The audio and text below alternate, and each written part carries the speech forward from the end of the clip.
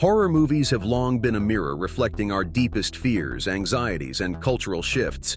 From the silent era's eerie shadows to the gory spectacles of the 80s, horror has evolved, mutated, and at times redefined the boundaries of cinema. From the creaking doors of haunted houses to the spine-chilling whispers in the dark, horror movies have been a staple of cinema for decades. They've terrified us, thrilled us, and kept us on the edge of our seats. But something has changed. Horror movies today don't seem to pack the same punch they once did. What happened to the genre that once had us sleeping with the lights on? In today's video, I'm diving deep into the rise and fall of horror movies and exploring how this once dominant genre can claw its way back to the top.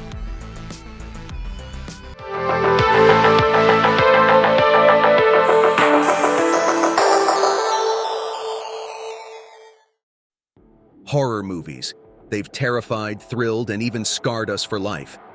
From the golden era of slashers and supernatural horrors to the current landscape, something has undeniably changed. Once the backbone of midnight screenings and Halloween marathons, horror has seen its ups and downs. But what led to its fall? And more importantly, how can it be revived? Hey everybody, open-minded neutral here, and in today's video, I would like to talk about the dark and twisted world of horror movies, exploring the genre's terrifying rise to prominence, its tragic fall into mediocrity, and how we can revive it from the grave. If you're a fan of all things spooky, stick around. This is going to be one hell of a ride. The Golden Age of Horror. To understand where we are, we first need to look at where we've been. Let's start by rewinding the clock to the Golden Age of Horror. The 1960s through the 1980s was a time when horror movies weren't just about cheap thrills. They were groundbreaking, pushing boundaries in ways that no other genre could. These films were more than just scares. They were stories that resonated with audiences on a deeper level. Hitchcock's Psycho shocked audiences with its subversion of norms, while Halloween introduced us to the slasher genre, creating an atmosphere of suspense that left viewers on the edge of their seats. Directors like Alfred Hitchcock, George A. Romero, and John Carpenter were pioneers, understanding that horror was as much about the unknown as it was about what you saw on screen. In the early 20th century, horror films like Nosferatu and Psycho captivated audiences with their groundbreaking techniques and chilling stories.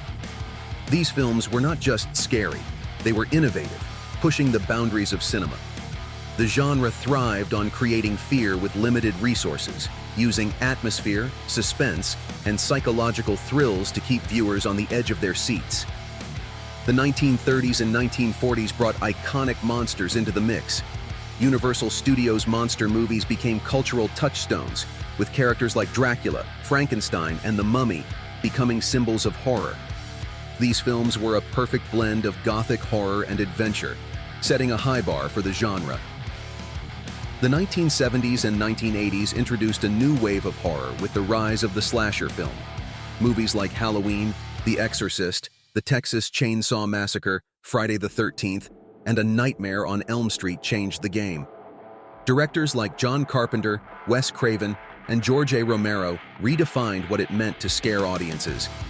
Movies like Halloween, 1978, The Exorcist, 1973, and Night of the Living Dead, 1968, not only terrified audiences, but also became cultural phenomena. The slasher genre, in particular, took off during this time, with masked killers like Michael Myers and Freddy Krueger becoming household names. These films were successful because they tapped into primal fears: fear of the unknown, fear of death, fear of losing control. They were also incredibly innovative, often working with low budgets and practical effects, which added a layer of realism that made the scares more intense. But it wasn't just the scares that made these films successful. The storytelling was strong, the characters were relatable, and the atmosphere was thick with tension. Horror movies were treated with respect, and audiences responded by making them box office hits. Horror wasn't just confined to the movie theaters. It bled into popular culture, influencing everything from fashion to music, and even inspiring real-life fears and legends. The genre was respected, feared, and celebrated. This was the golden age of horror, a time when the genre was innovative, terrifying, and respected by both audiences and critics. These films weren't just about cheap thrills. They explored deep psychological themes, societal fears, and the human condition. But as with all things, what goes up must come down.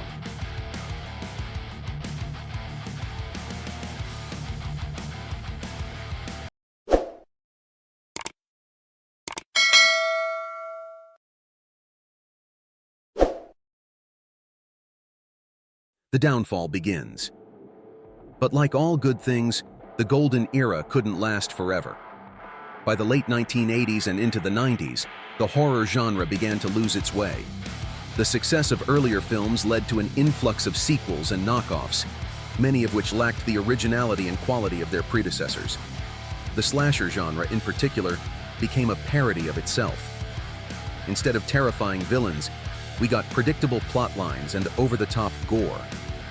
As the 1990s and 2000s rolled in, horror began to experience a decline.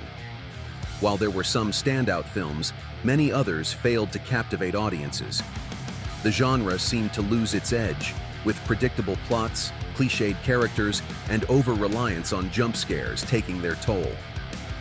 The decline wasn't just in the quality of films, but also in the audience's perception of the genre. Horror became associated with cliches, predictability, and cheap thrills. The magic of the golden age was fading, and horror was becoming a niche genre, struggling to maintain the respect it once commanded. The found footage trend brought a brief resurgence, with films like The Blair Witch Project and Paranormal Activity proving that horror could still be effective in new formats. However, the novelty soon wore off, and the genre once again struggled to maintain its impact. The over-reliance on sequels and franchises diluted the genre. Audiences grew tired of seeing the same formulaic plots and characters.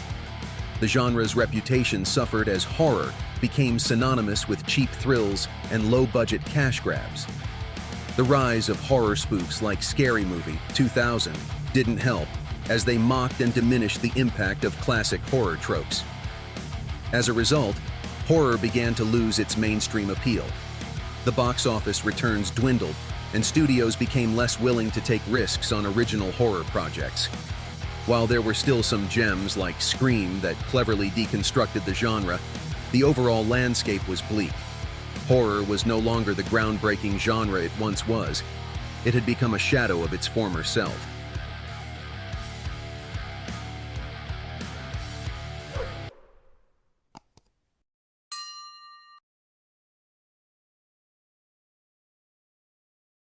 The current state of horror and its challenges. So, where does that leave us now?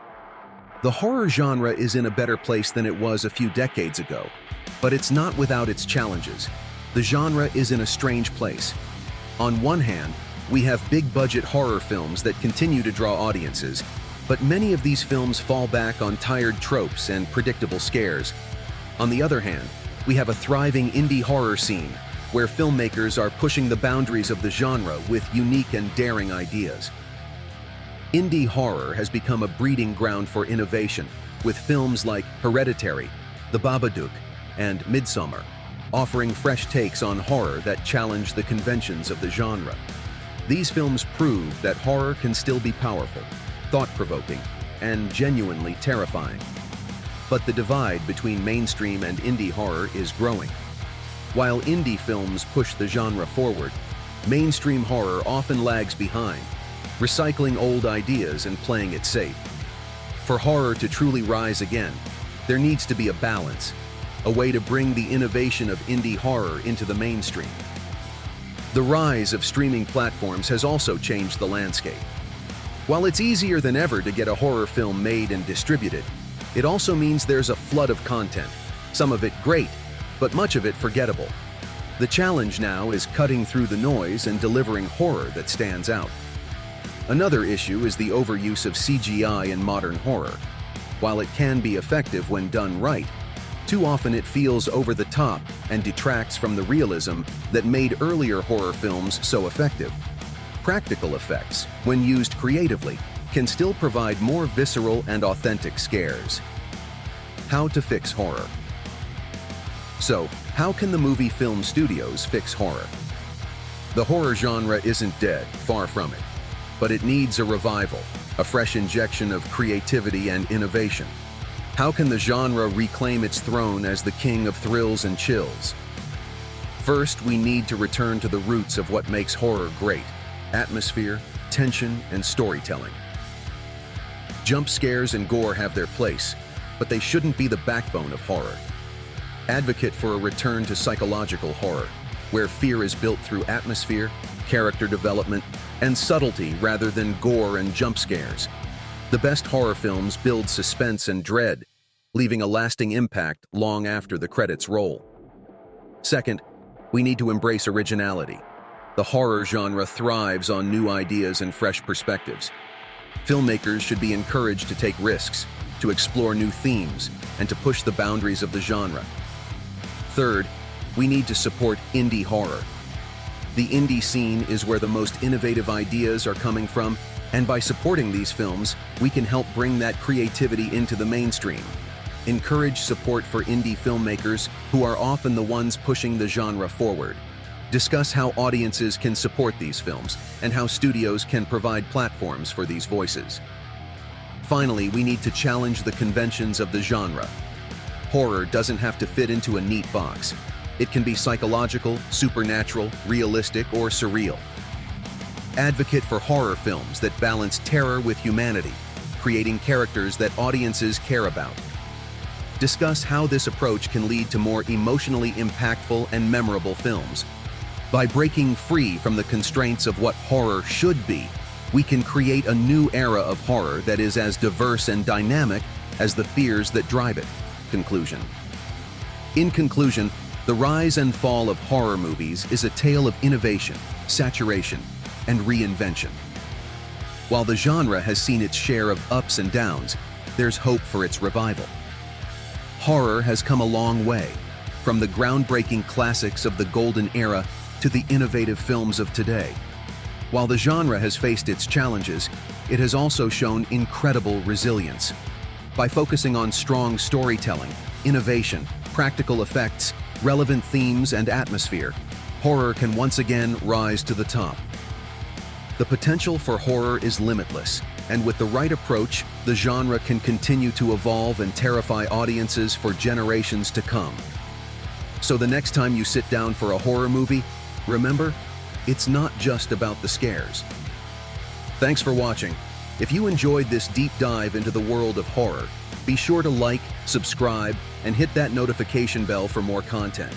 Share your thoughts on the state of horror movies and what you think the genre needs in the comments below. Until next time, keep the lights on and stay spooky.